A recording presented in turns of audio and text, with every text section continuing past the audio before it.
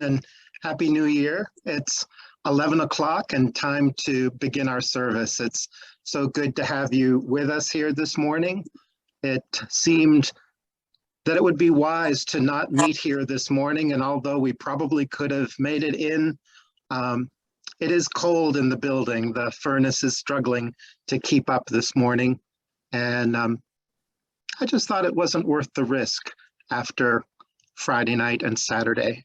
So welcome to all of you who are joining us from home this morning, and we look forward to having the opportunity to be together again in person.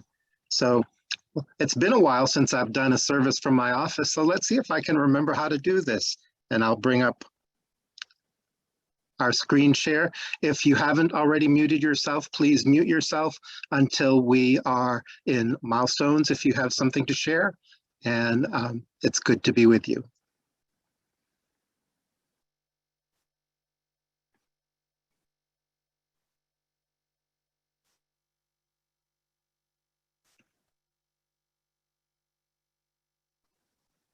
Welcome to the Unitarian Universalist Fellowship of Ames. My name is the Reverend Kent McCusick. My pronouns are he and him.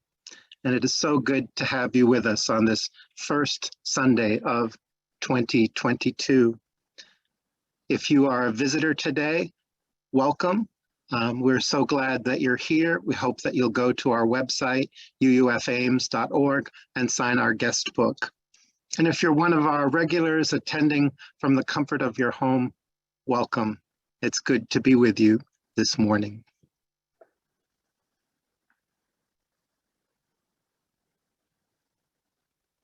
Each week, we begin our service with the ringing of the chime 3 times.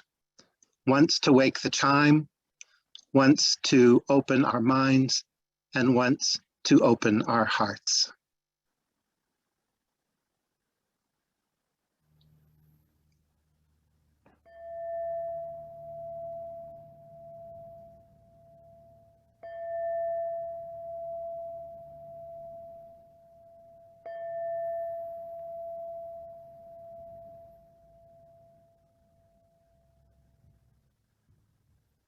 In the world of the driven, let us be drawn in.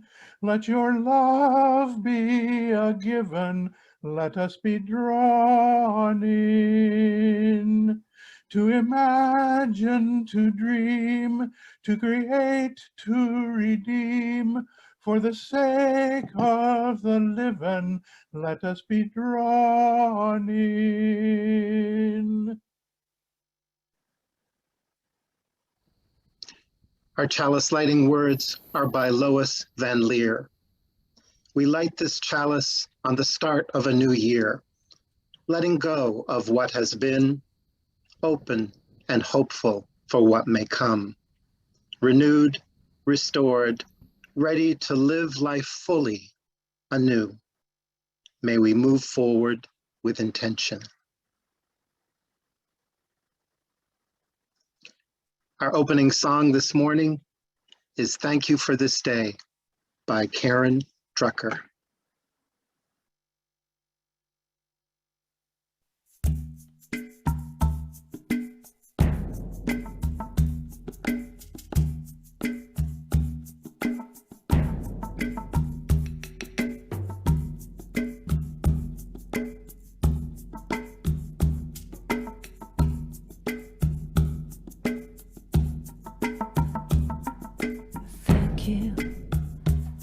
Say thank you, thank you, thank you, 'cause I'm so grateful, oh grateful, I'm so grateful. So I want to say thank you for this day, Spirit, thank you for this day. Thank you for this day, Spirit, thank you for this day. This healing, this healing, this healing day. This healing, this healing, this healing day. Thank you for this day, Spirit, thank you for this for this day, Spirit. Thank you for this day. This healing, this healing, this healing day. This healing, this healing, this healing day. Thank you for this day, Spirit. Thank you for this day. Thank you for this day, Spirit. Thank you for this day. This beautiful, this beautiful, this beautiful day. This beautiful, this beautiful, this beautiful day. Thank you for my friends, Spirit. Thank you for my friends. Thank you for my friends, Spirit. Thank you for my friends. My wonderful, my wonderful, my wonderful friends. My wonderful, my wonderful, my wonderful friends. Now thank you for this day, Spirit. Thank you for this day. Thank you for this day, Spirit. Thank you for this day. This healing, this healing, this healing day. This healing, this healing, this healing day. Thank you for this day, Spirit. Thank you for this day. Thank you for this day, Spirit. Thank you for this day.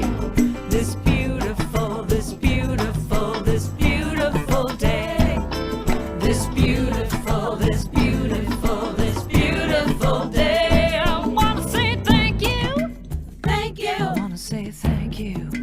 Thank you. Oh, thank you. Thank you. I want to say thank you. I want to say thank you. 'Cause I'm so grateful. So grateful. So grateful. So grateful.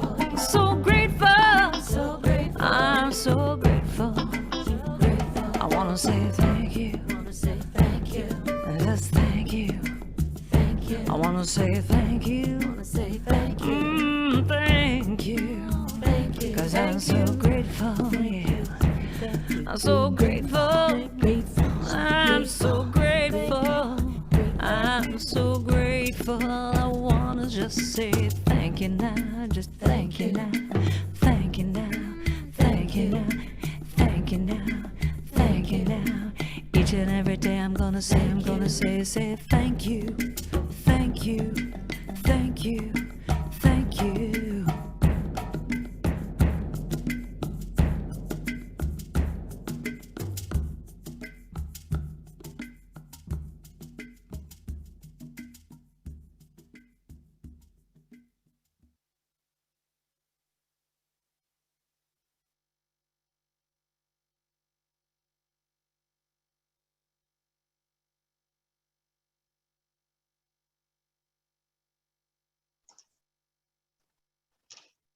Our time for all ages this morning is a story and a song called The Cricket and the Coin, presented by Leah Morris.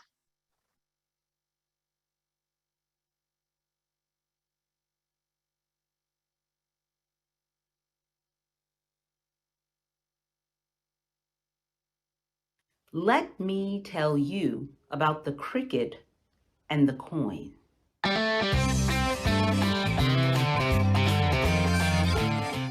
One day, a pair of cousins were taking a walk down a busy city street. Now, one of the cousins was what you would call a city slicker, someone who lived in and was used to the urban lifestyle. The other cousin was what some people refer to as a country bumpkin, someone who was more accustomed to the rural countryside way of living. But on this day, they found themselves together in a city. And as they were walking, if you've ever been in a city, you know the sounds, the sights, the impressions that are constantly bombarding the senses. It's a loud and exciting place to be. Horns blaring, people shouting, construction taking place. And amidst all of that bustle, the country cousin said, "Is that? Ha! Do you hear that? A cricket." The city cousin said, "No, cuz, no way. Listen, There's no way there are any crickets anywhere within a 20-mile radius of here. And even if there were, there's no way you could hear it over all the noise. The country cousin said, no, I hear it. There's definitely a cricket. And wouldn't you know, within a minute of continuing their walk, they found one of the few plants that was growing in the city, and there on its leaf was a little cricket singing its song. The city cousin was admittedly impressed and said, wow, this just goes to show you country people have great sense of hearing. But the country cousin wasn't so convinced. As a matter of fact, they thought it would be a good idea to launch an experiment to find out if it was really a matter of country people having better hearing. And so they pulled their change purse out and dropped a few coins on the sidewalk. The heads of every passerby turned toward the sound of the fallen coins.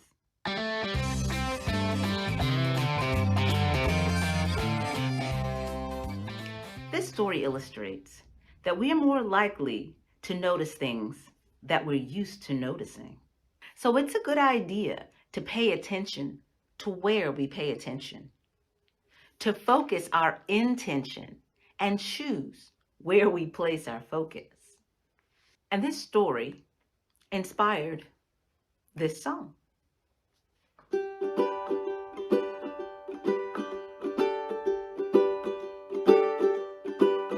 Are you listening to the falling leaves? Are you listening to the calling trees? Are you listening?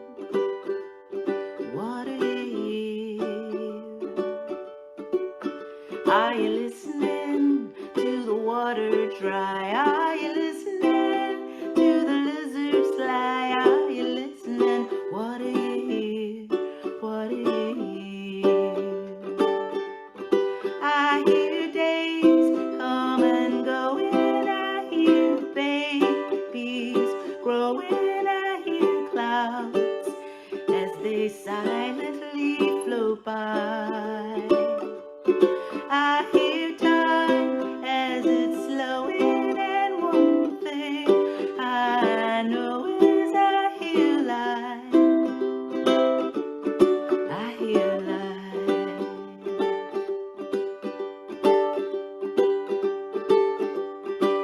Are you listening to the new day song, or a voice that tells you that everything is wrong? Are you listening?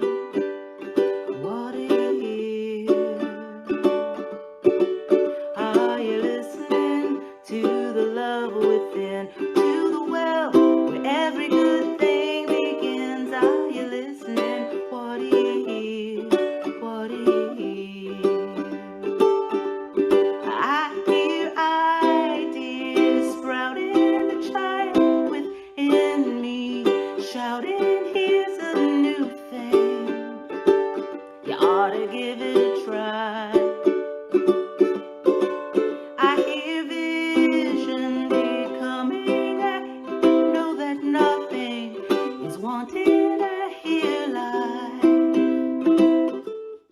I hear life. I hear life. I hear life.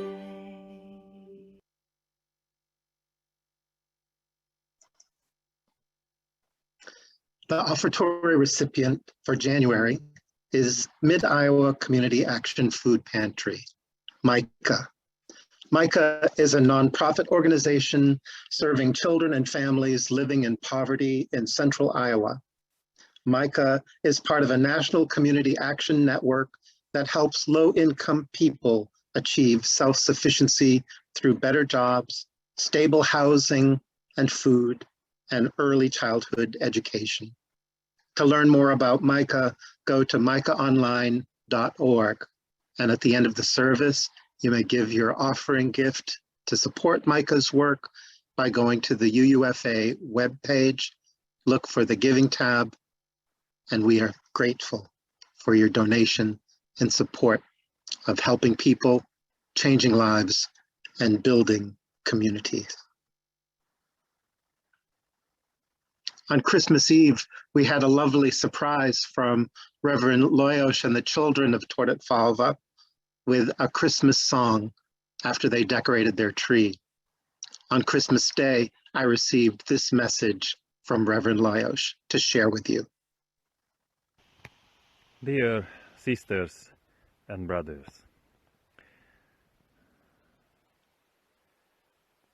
behind me you can see the Tordet Falva church and the village. We just have the Christmas service and we prayed for our partnership and we prayed for our common future. This year was very important for you because of the 25th anniversary of the fellowship. And also it was a memorable year because it was the 30th year of our relationship and partnership. We are very thankful for your friendship. Thank you very much for your prayers and your help and the relationship and love we share. We wish you a Merry Christmas and a Happy New Year. God bless our life and we pray for health and we pray for peace and we hold you in our love always. Thank you that you are in our life. Isten áldjon!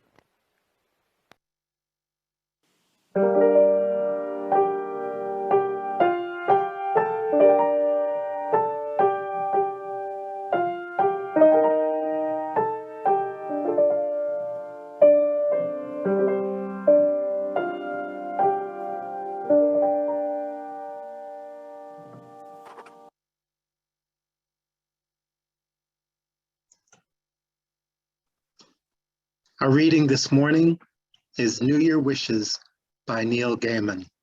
The reader is Ralph Gandy. A decade ago, I wrote, "May your coming year be filled with magic and dreams and good madness.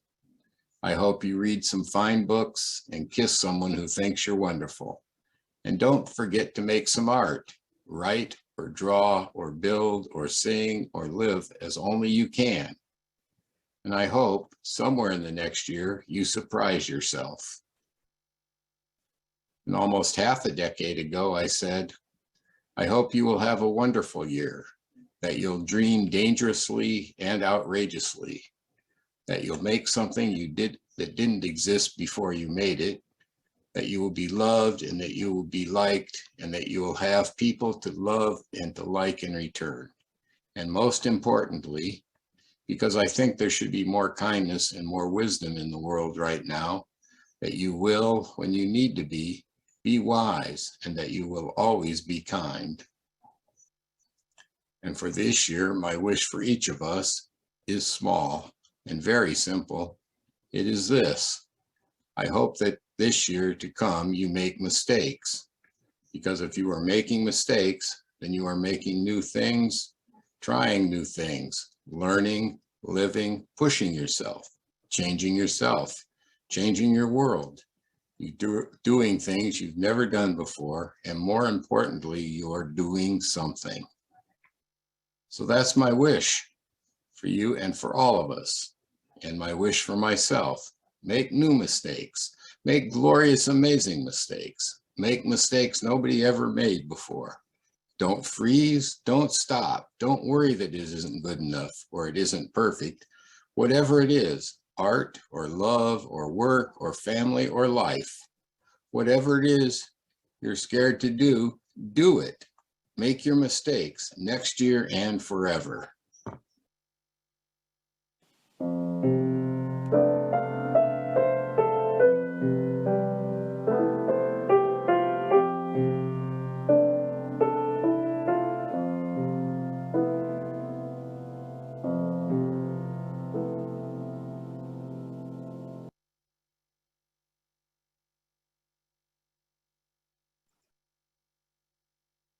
Each week, we take time in our service to pause, to share milestones, significant things that are happening in our lives that are bringing us joy or challenge or gratitude.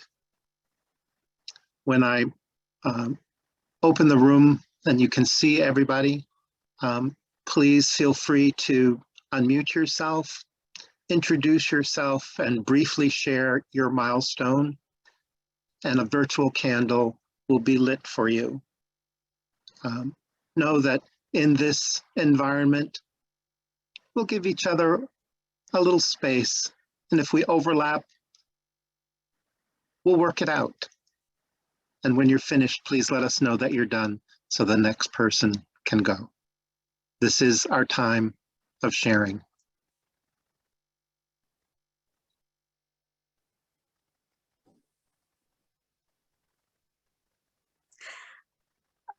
I would like to share. This is Nancy Tapper. I would like the experience of my Christmas with my daughter in many ways with 3 children. We have lots of fun leading up to Christmas, baking cookies and having Christmas music and decorating the tree, all those standard things that don't always happen in a Christmas. And we had a wonderful Christmas day. The sad part was that Anne's dog of 13 years, who'd been with her all through her young adulthood, was clearly declining on Christmas Day. And at the same time, she was thrilled to have us all around, and she would get up and sit under the tree, and she was first in line when the ham came out of the oven. And she had a wonderful day. The next morning on the 26th, Anne was calling Vet Med to make the final appointment, and Libby, the dog, died at home.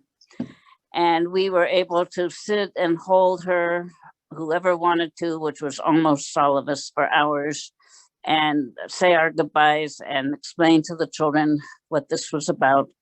The children being 6, 3, and 2. And in its way, it was a perfect ending, although it was a very sad ending. That is the end of my sharing.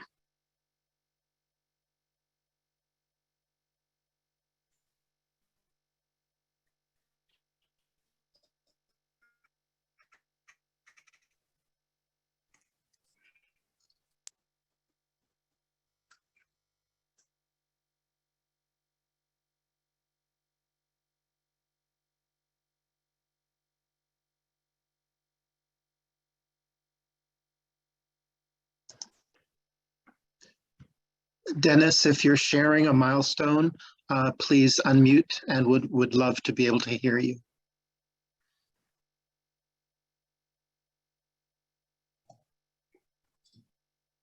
Well, I'm not sharing a milestone. I was commenting on the people that I recognize, and it's nice to see people without a mask.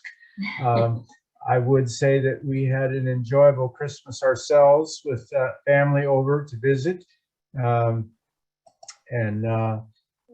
think in a way we are enjoying this cold weather today because it gives us an excuse to stay inside. So I wish everyone a happy new year, and I'm done.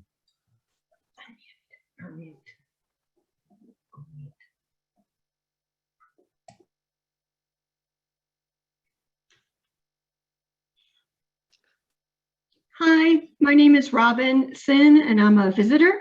I've been visiting on and off since August when I moved out here with my husband from Maryland. I'm working at ISU, and looking forward to the possibility of actually being in the room with some UUs new to me. Thank you. Welcome, Robin. It's good to see you again.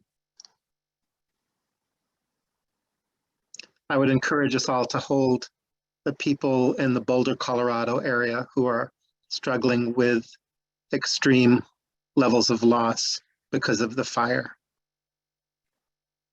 And for people who continue to succumb and also experience COVID. Are there any other milestones to share this morning?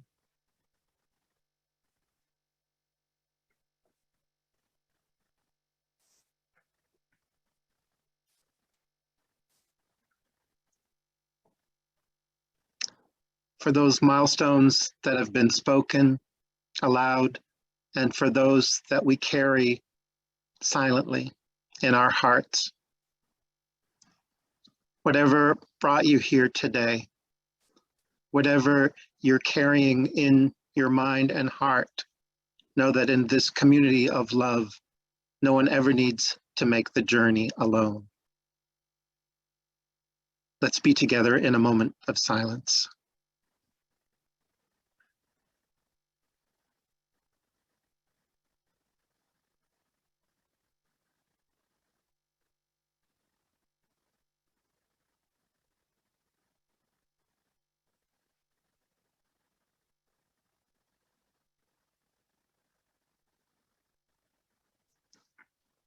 It's good to be together. Open My Heart was written by Henry Fleur and is performed by Susan Mashiyama.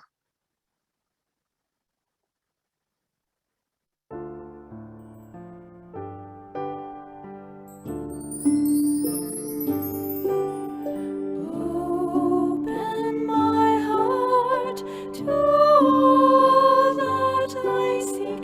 Let me be part of the love you give. Open my heart to all that I seek. Let me be part I seek. Let me be part of the love. Open my heart to all that I seek. Let me be part I seek. Let me be part of the love. Open my heart to all that I seek. Let me be part I seek. Let me be part of the love you give.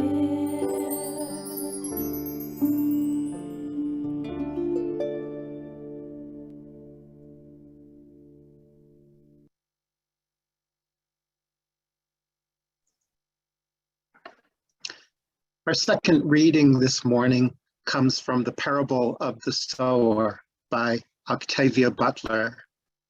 It's called Earthseed. Our reader is Ralph Gandy.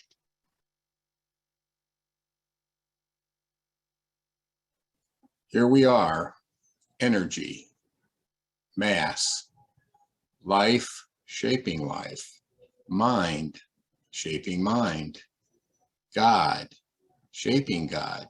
Consider, we are born not with purpose, but with potential. All that you touch, you change. All that you change, changes you. The only lasting truth is change. God is change. Song number 391, Voice Still and Small by John Corrado, is sung this morning by Dr. Anna Hamilton, the music director at UU Columbia, South Carolina.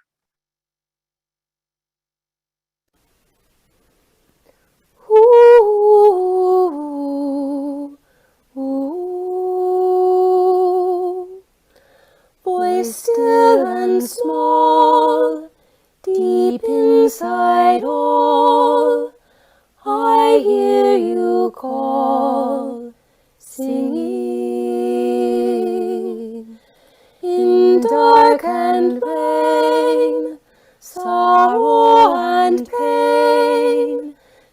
still you remain singing, calming my fears, quenching my tears, through all the years, singing. Voice still and small, deep inside all, I hear you call, singing.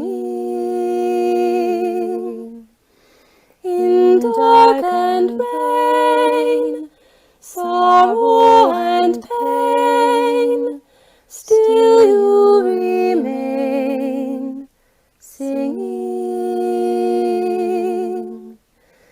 calming my fears, quenching my tears, through all the years, singing.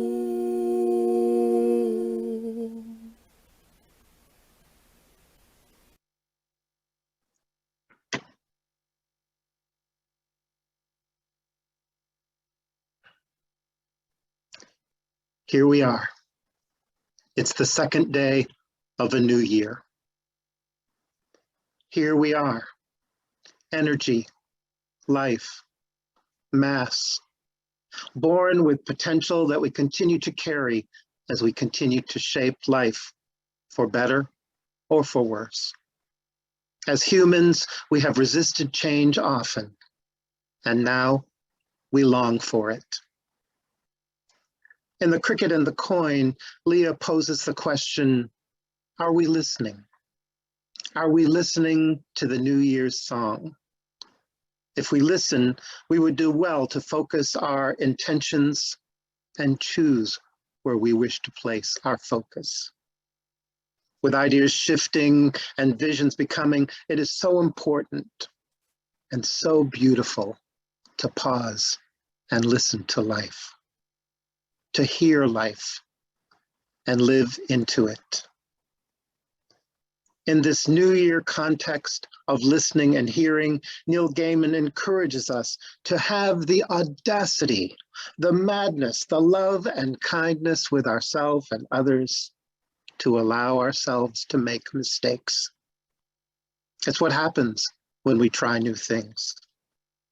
Learn, make new things, live, do things we have never done before, or simply do something. Octavia Butler's poem, Earthseed, from the Parable of the Sower, was written in 1993.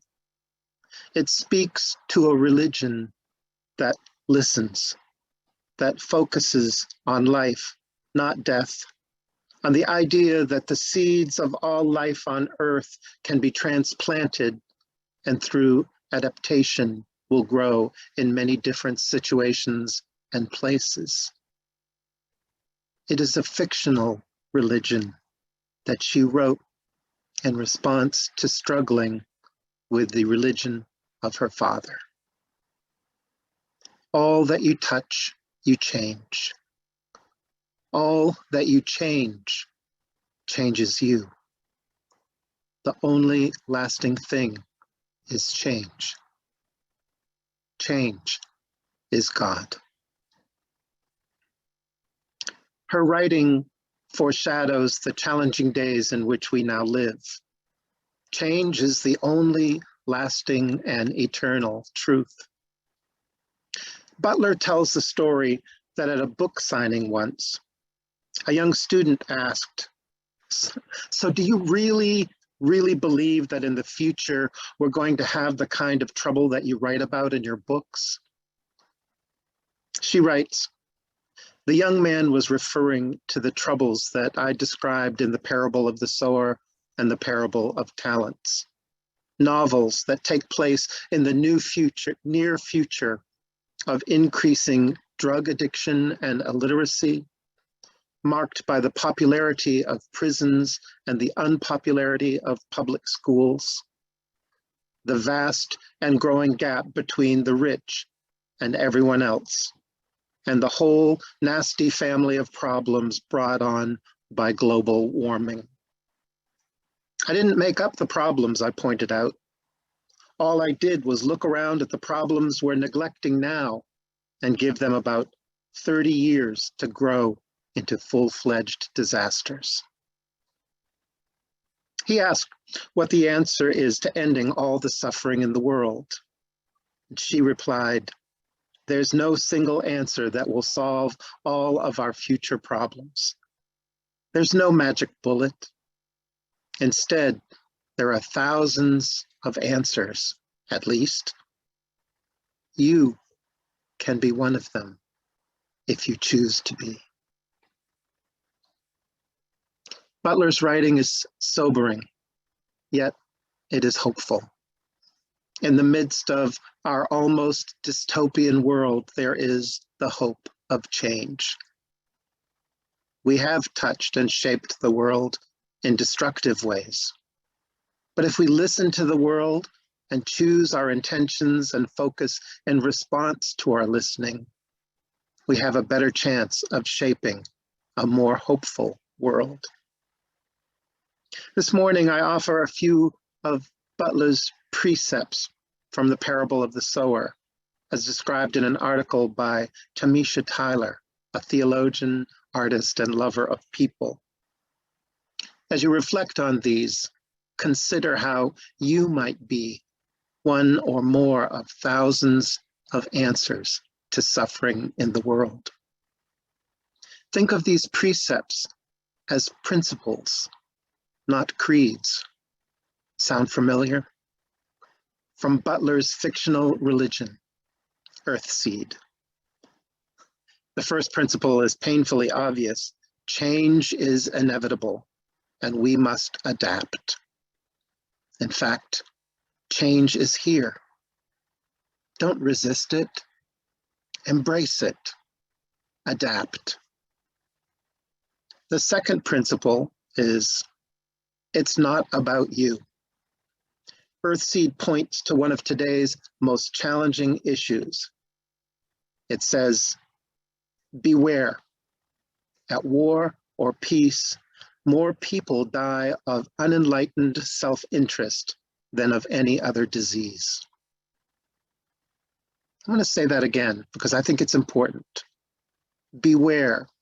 At war or at peace, more people die of unenlightened self-interest than of any other disease.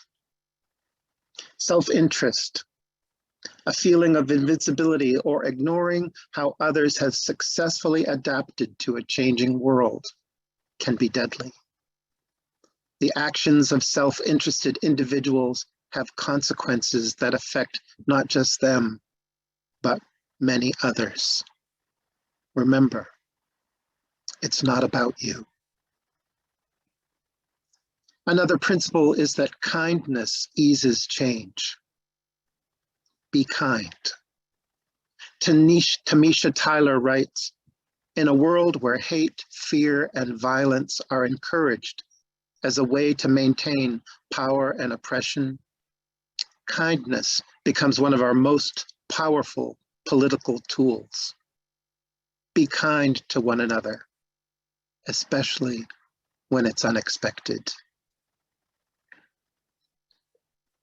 As these days of isolation, fear, and loneliness that accompany a pandemic reach into another year, we have great need to find a way to partner with others if we are to live. Care for one another. Share resources. Take only what you need and help others find what they need. Donating to Micah is a fine practice of being one of 1,000 answers, as is your support of Black Lives Matter or our partner church.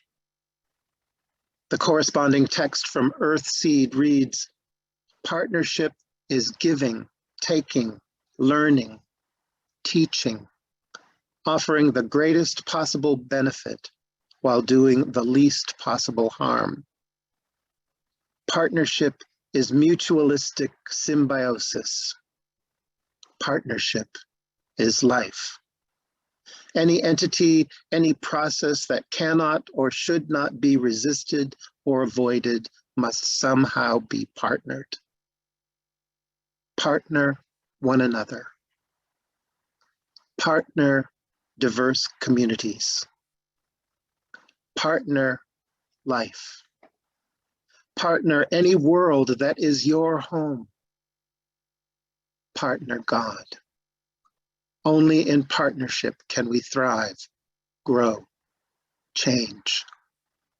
Only in partnership can we live.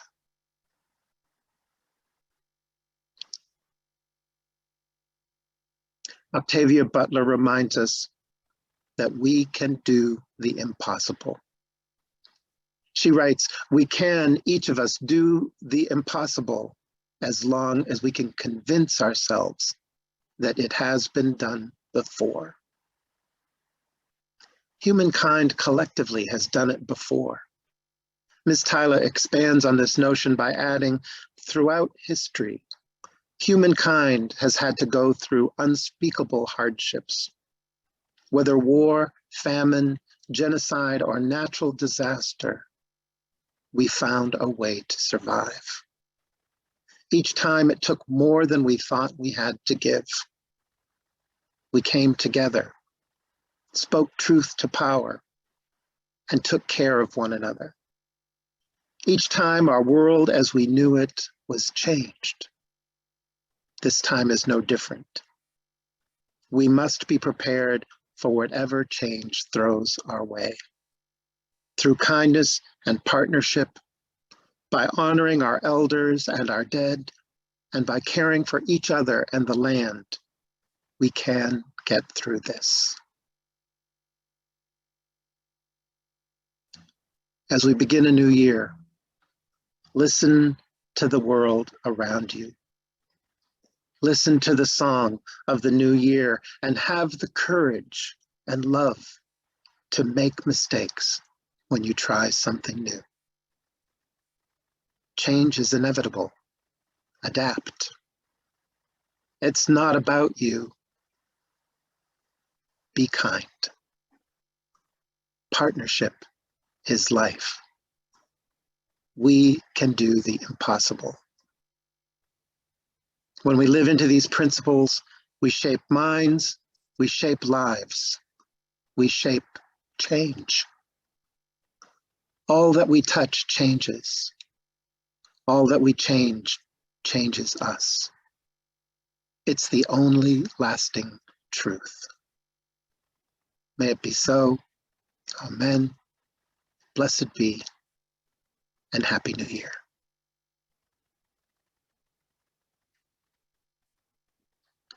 Our closing song this morning is Woyaya by Osabisa, sung by Leah and voices from the UUC Silver Spring, Maryland. We are going, heaven knows where we are going, but we know we will. We are going, heaven knows where we are going. We know we're there, we will get there. Heaven knows how we will get there, but we know we will. We are going, heaven knows where we are going. We know we're there, we will get there. Heaven knows how we will get there. We know we will. It will be hard, we know, and the road will be muddy and rough, but we'll get there. Heaven knows how we will get there. We know we will. It will be hard, we know,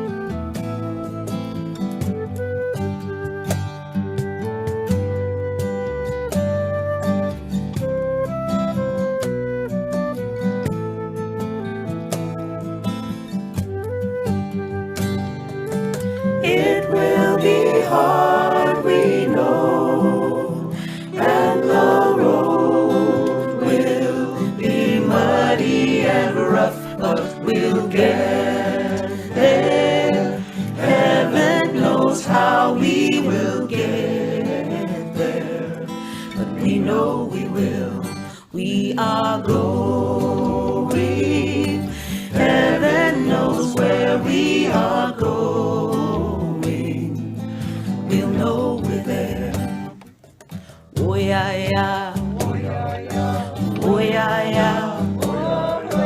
Oh yeah, yeah. Oh yeah, yeah. Oh yeah, yeah. Oh yeah, yeah. Oh yeah, yeah. Oh yeah, yeah.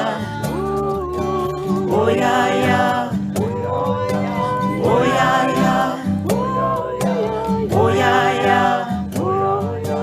Oh yeah, yeah. We'll know we're there.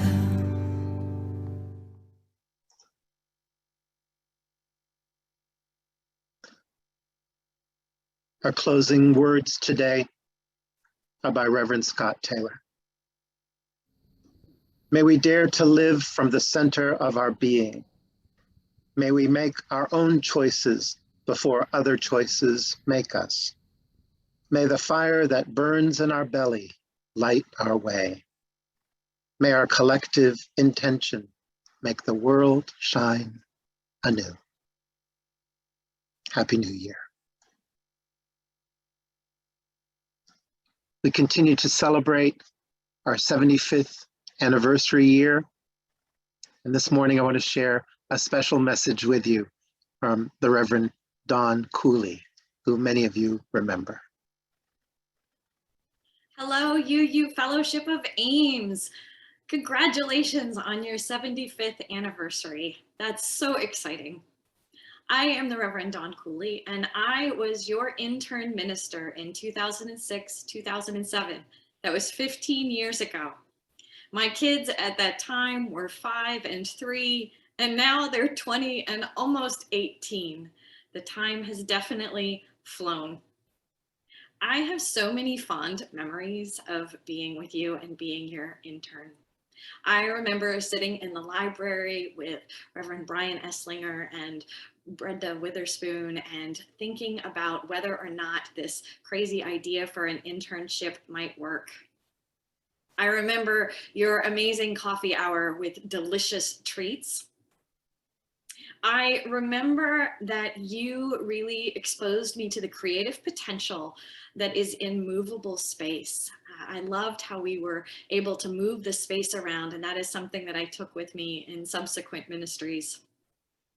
I remember so many loving, wonderful people. You had not had an intern minister before, and you welcomed me with open arms.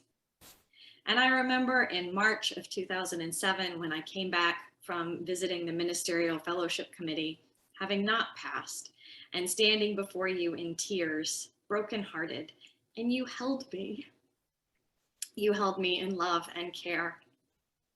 But that was not the end of the journey, not by far. Not only did you hold me in love and care, but you fought for me. You talked to the MFC and wrote letters to the MFC, and many of the changes that you asked for have been put into place, lo, these 15 years later. After I left Ames as your intern, I went and did a CPE residency up in Edina, Minnesota.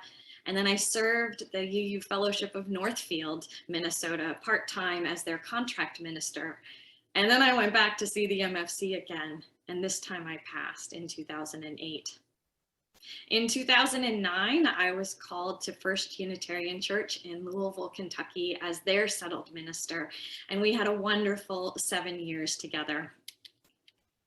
I stayed at Louisville until 2016 when I took a job with the Southern region of the Unitarian Universalist Association. And so I was on congregational life staff for 3 years. During that time, I also got my master's in public administration with a focus in nonprofit management because I wanted to learn what were nonprofit organizations doing to adapt to the changing the changing landscape they found themselves in, which was something that I could then apply to the changing religious landscape that our congregations found themselves in.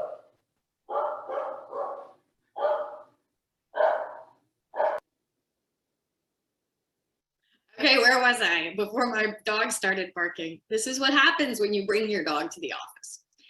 Anyway, so I got my master's degree in nonprofit management because I wanted to learn what nonprofits were doing to adapt to the changes they were experiencing, which were very similar to the changes that congregations were experiencing. And so that was a lot of fun, and I was able to dig in deep. And then after leaving the Southern Region staff, I worked for a nonprofit for a year.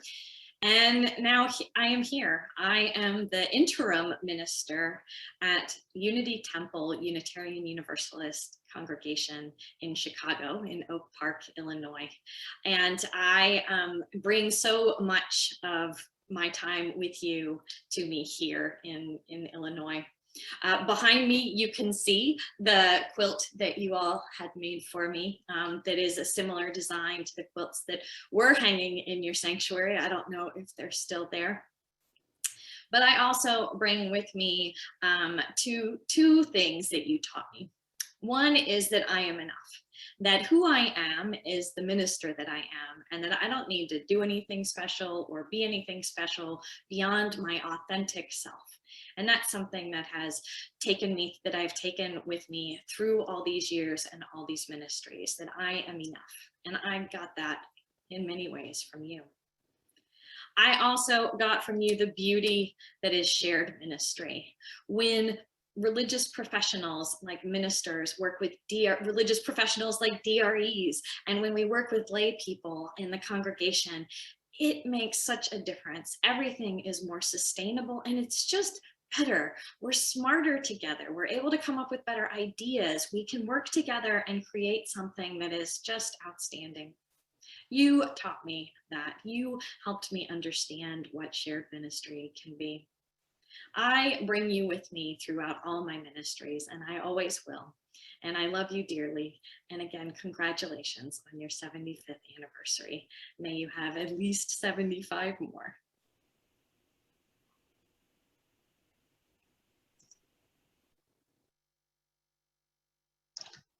Always great to hear from Dawn. I was able to see her in Louisville when I was on sabbatical. Thank you for being with us this morning. It's been a pleasure being with you in your homes. Thank you for welcoming us into your homes. And a reminder that we appreciate the generosity you give in supporting our monthly offertory recipient, Micah, and other initiatives such as Black Lives Matter and our partner church. Thank you for making a difference in the world and making change.